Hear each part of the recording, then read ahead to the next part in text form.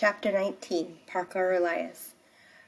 Gramps has a lot of life experience, being super old and all that. For example, she tells me that when she was first dating my grandfather back in Israel, there was this other girl who was trying to steal him away while Gramps was doing her military service in Haifa. So Gramps challenged this girl to an arm wrestling match, and the prize was Grandpa. I peer over at her in the passenger seat of the pickup. What if you lost? I was loading supply trucks, kiddo. I was strong as an ox. As much as I love Grams, I'm not so sure I believe the story. The last time she explained how she got rid of the girl who moved in on Grandpa, she said she backed over her Vespa in a Jeep. Graham tells the same stories because she doesn't remember telling them the last time and the time before that. Some people might find that annoying. To me, it just means that we've always got something new and interesting to talk about while I'm driving her around. I just wished she could remember my name. The reason the subject comes up, dating and boyfriends I mean, is that there's a rumor that Miss Fountain and Jake Terranova are going out. Our class thinks this because Jake has kind of adopted SCS8. Jake, that's what he told us to call him. Even the employees at the dealership called him Mr. Terranova, but to us, he's Jake, except Ribbit. He always uses Mr. when he talks to Jake, which is almost never. Jake may be hitting it off with Miss Fountain, but he isn't getting very far with Mr. Kermit. Here's how it usually goes down. Jake shows up in room 117 to invite us to Terranova Motors to the mechanics, so the mechanics can show us how windshield wipers work, or how a battery supplies power to the starter. He has to come in person because Mr. Kermit's phone is so old that it would probably explode if he ever received a text. Meanwhile, Miss Fountain randomly walks in from room 115. "Oh, what a surprise, Mr. Terranova's here." She calls him Mr. Terranova, too. We're not fooled. He calls her Emma. From there, something always happens to connect our two classes. Maybe Vladimir starts squeaking because he hears Aldo's voice and won't shut up until Aldo goes over there, or the 7th graders are just about to have circle time and we get in on that. Jake loves circle time, and whenever it's his turn to compliment someone, he always picks Miss Fountain. Mateo is confused. I thought Jake chose us because he wants to make up for the cheating scandal, not because of Miss Fountain. That's just his excuse, Barnstorm puts in wisely. Do you think it's the car? I muse. Jake rolls this really snazzy Porsche convertible that's got to be a lot of fun to drive. Of course it's not the car, Kiana reports angrily. Miss Fountain isn't that kind of person. She wants a relationship. I don't understand how Kiana can know something like that, but whatever the reason, life is definitely better since Jake started hanging around. Everybody loves him, even Aldo, and Aldo hates everybody. Jake's more like another kid than an adult, but a kid who has a dream life, with tons of money and no adults telling him what to do. He talks to me about cars, to Barnstorm about sports, and to Mateo about Game of Thrones. He talks to Elaine. I guess car dealers don't worry about being head-butted downstairs or tossed into garbage dumpsters. He talks to Kiana about practically everything. He asked Raheem's opinion on the art for the new ads for Terranova Motors, and Raheem never so much as yawns when he's around. The only person Jake can't schmooze is Mr. Kermit.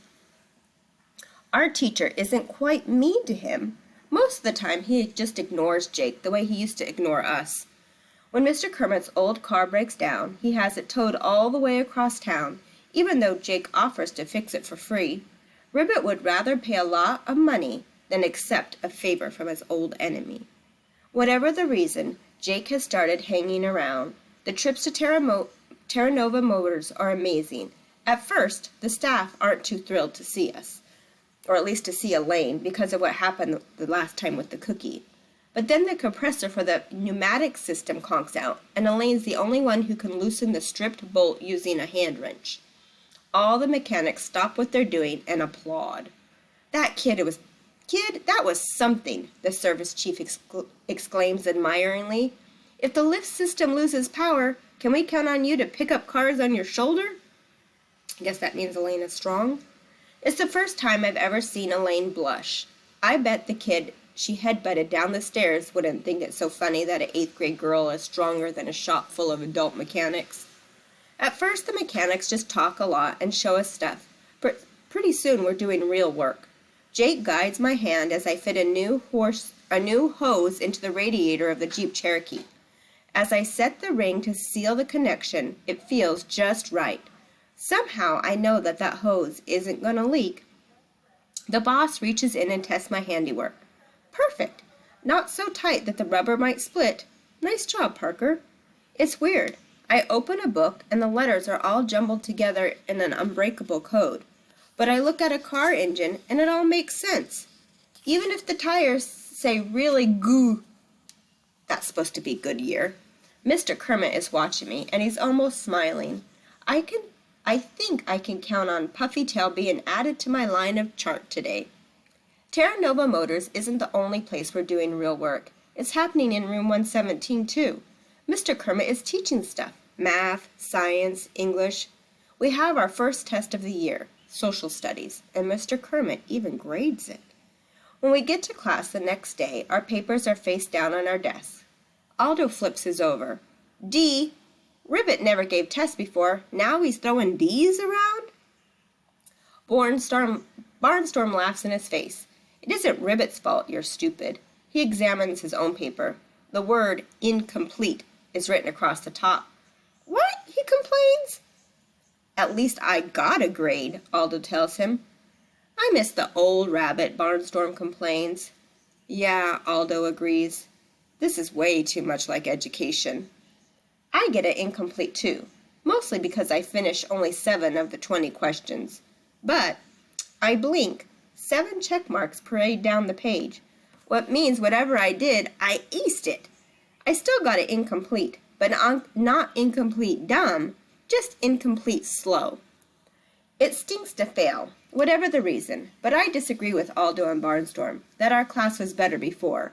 We'll be in high school next year. Will they have an SCS 9 for us, followed by an SCS 10, SCS 11, SCS 12? And then what?